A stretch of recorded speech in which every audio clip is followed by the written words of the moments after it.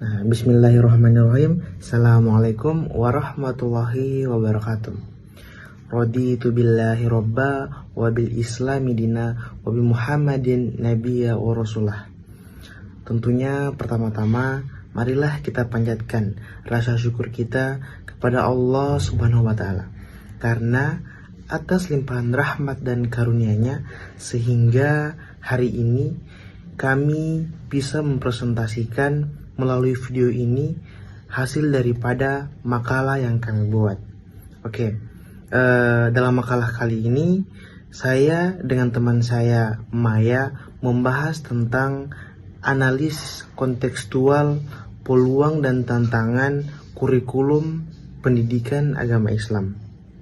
Nah, lanjut teman-teman. Di sini kan kita akan membahas tentang, kita akan menganalisis kontekstual kurikulum pendidikan agama Islam. Tetapi kita harus mengetahui dulu apa yang menjadi latar belakang. Kenapa sih kita harus membahas makalah ini? Kita harus menganalisis tentang judul ini. Begini teman-teman. Pertama, kita harus mengetahui bahwa pendidikan itu merupakan sebuah aspek, sebuah hal yang sangat penting dalam mengembangkan sumber daya manusia. Tentunya melalui pendidikan ini sumber daya manusia menjadi lebih baik, menjadi lebih sempurna, dan tentunya bermanfaat untuk dirinya sendiri dan juga orang lain. Kemudian teman-teman, jika kita melihat konteks sekarang, jika kita melihat sekarang teknologi, perkembangan zaman semakin maju, semakin berkembang, disusul juga oleh budaya-budaya kearifan lokal yang terus maju dan terus berkembang.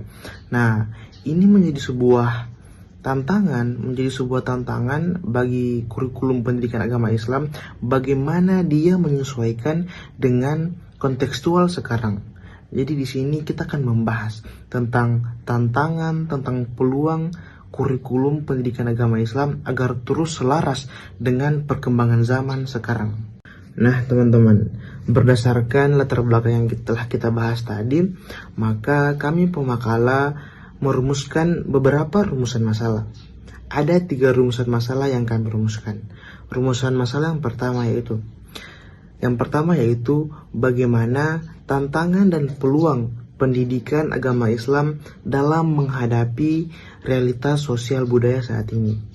Kemudian rumusan yang kedua yaitu bagaimana keterhubungan, bagaimana kurikulum berorientasi terhadap kebutuhan siswa dan juga terhadap kebutuhan masyarakat sekarang. Nah, rumusan masalah yang ketiga yaitu bagaimana keterhubungan kurikulum saat ini dengan kearifan lokal dan juga global di dunia dalam pendidikan agama Islam. Sekarang kita masuk di pembahasan yang pertama yaitu bagaimana tantangan dan peluang pendidikan agama Islam dalam menghadapi realitas sosial dan budaya saat ini.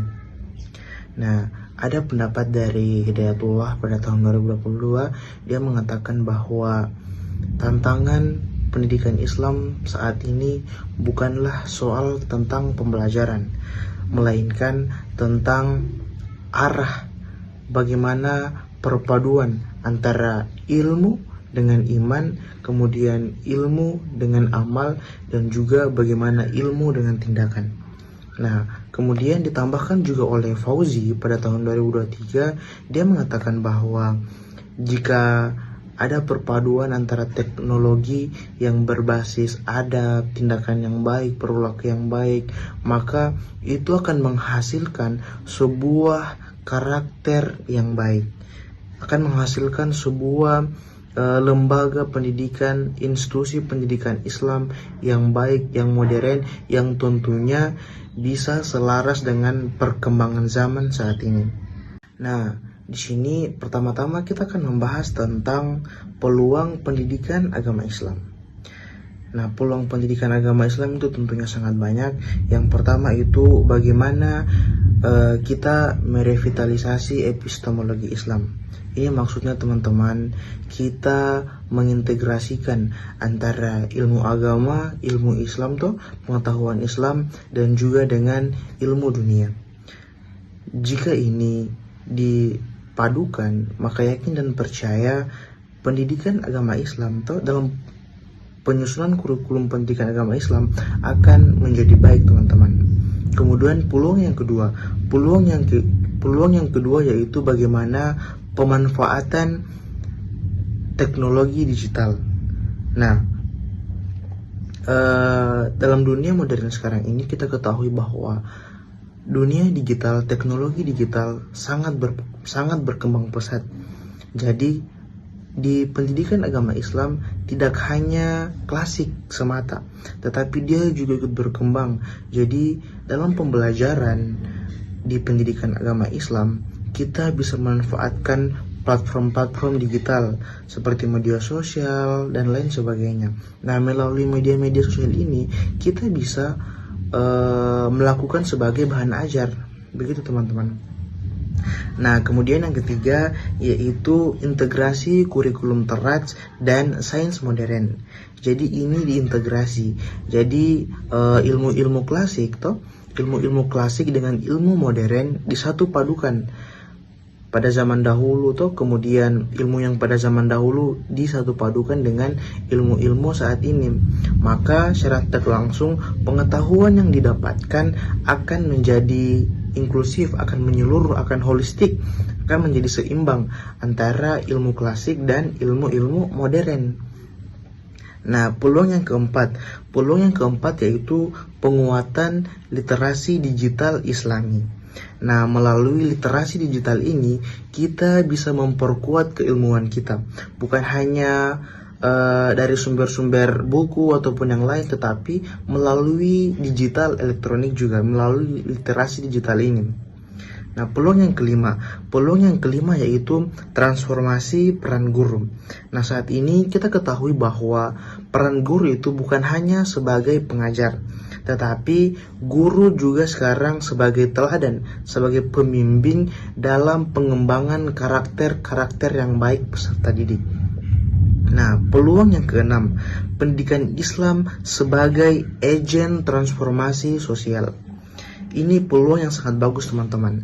Kita ketahui bahwa sekarang ini banyak terjadi konflik-konflik sosial, masalah-masalah sosial. Nah, karena di pendidikan agama Islam diajarkan hal-hal yang baik, nilai-nilai spiritual, karakter yang baik, maka insya Allah peserta didik bisa hadir untuk menyelesaikan konflik-konflik sosial yang ada dalam masyarakat.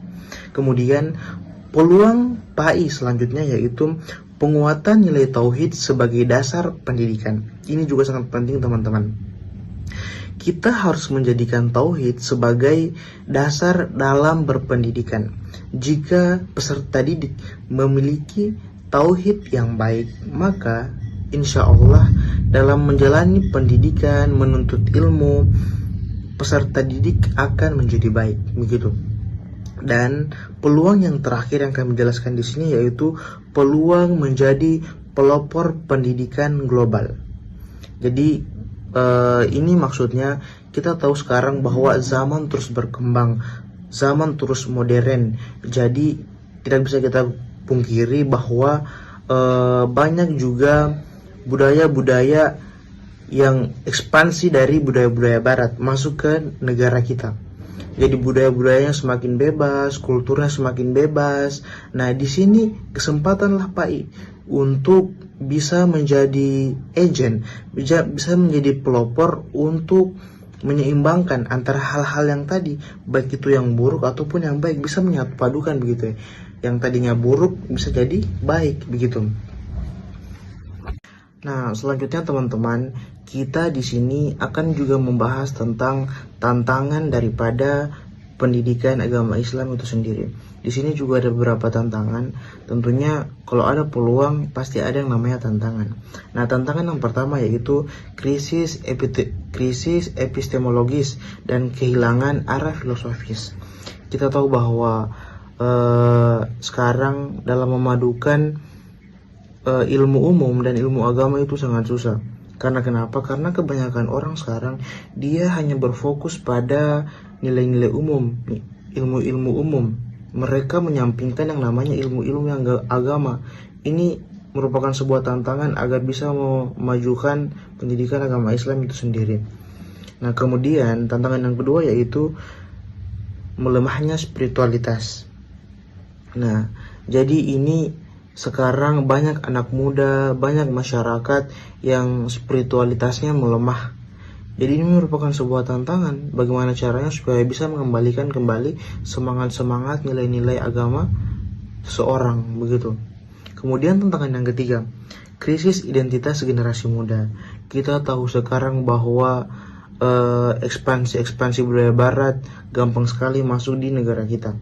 Jadi anak-anak muda sekarang tidak bisa lagi memfilter, tidak bisa lagi membedakan mana budaya-budaya Indonesia, mana budaya-budaya yang datang dari barat yang kemudian budaya-budaya itu tidak bagus.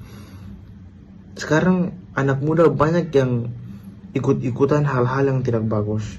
Nah, ini merupakan sebuah tantangan bagaimana pendidikan agama Islam hadir di tengah-tengah untuk menjadikan seseorang terhindar daripada budaya-budaya yang tidak baik. Nah, kemudian tantangan yang berikutnya yaitu sekarang itu didominasi oleh pendekatan kognitif dalam kurikulum.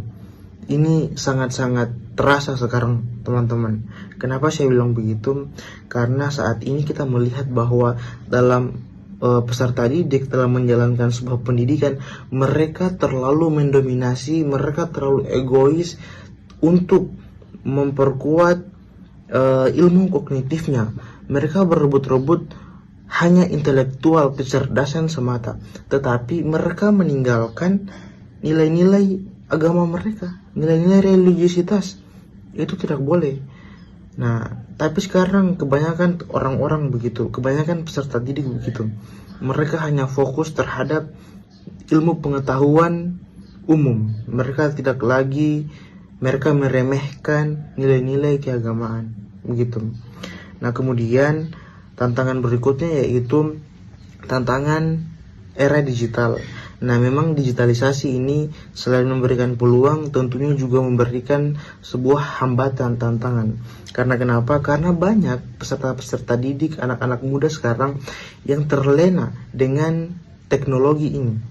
Banyak yang menyalahgunakan teknologi, bukannya untuk menambah pengetahuan, tetapi bahkan merusak mereka diri sendiri.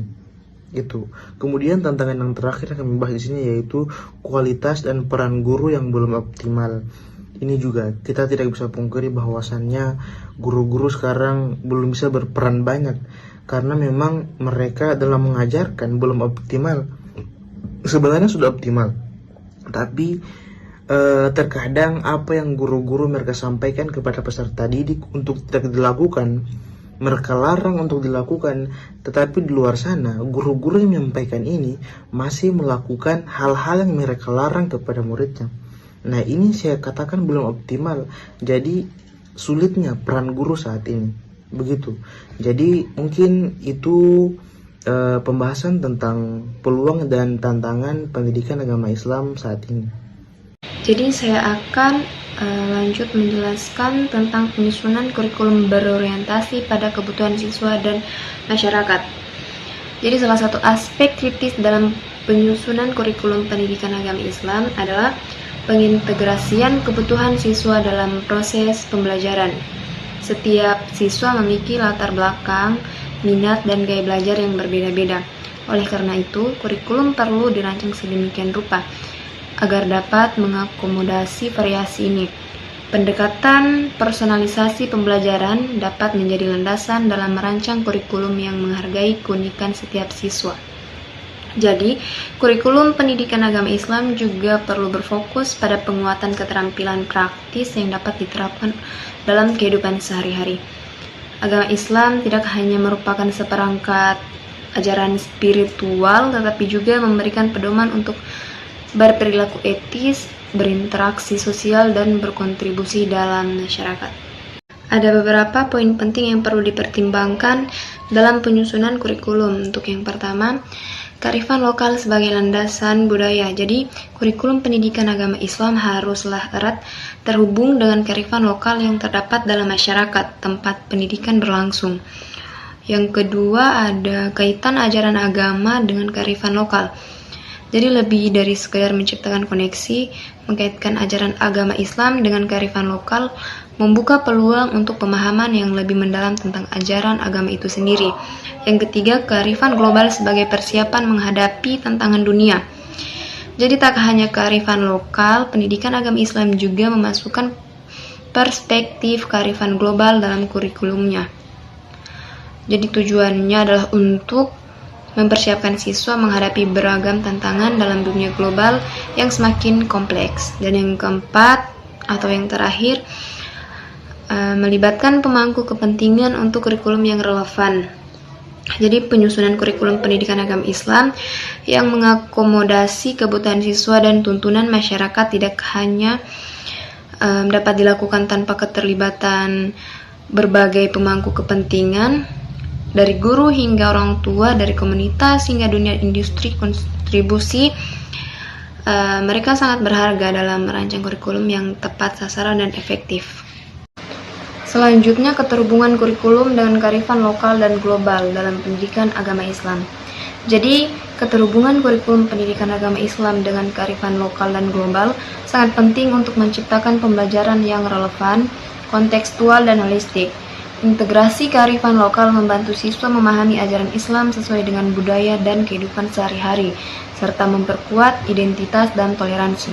Sementara itu, kearifan global membekali siswa dalam memahami isu-isu dunia, seperti perdamaian, lingkungan, dan kemanusiaan. Dengan menggabungkan keduanya, kurikulum pendidikan agama Islam mampu membentuk generasi yang beriman, berwawasan luas, adaptif terhadap perubahan, serta mampu berkontribusi secara positif di tingkat lokal maupun global.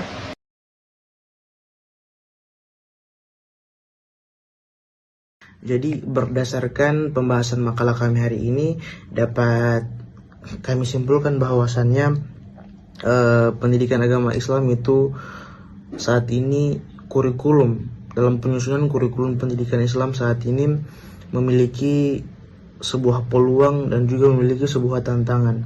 Nah, jadi jika kita menganalisis kontekstual kurikulum pendidikan Islam saat ini, yaitu kita harus bergantung, kita harus melihat bagaimana kebutuhan siswa, kita harus melihat bagaimana kebutuhan masyarakat sekarang. Tentunya dalam menyusun kurikulum pendidikan agama Islam saat ini, kita juga melihat kepentingan begitu pemerintah sekarang, apa yang pemerintah butuhkan. Jadi kita harus sesuaikan juga. Jadi selain daripada menyesuaikan kearifan lokal, budaya lokal, menyesuaikan kebutuhan siswa, menyesuaikan kebutuhan masyarakat, kita juga melihat apa yang menjadi tujuan daripada pemerintah itu. Begitu teman-teman. Sekian presentasi makalah dari kelompok kami. Jika ada salahnya mohon dimaafkan. Billahi fi sabilil haq fastabiqul khairat. Assalamualaikum warahmatullahi wabarakatuh.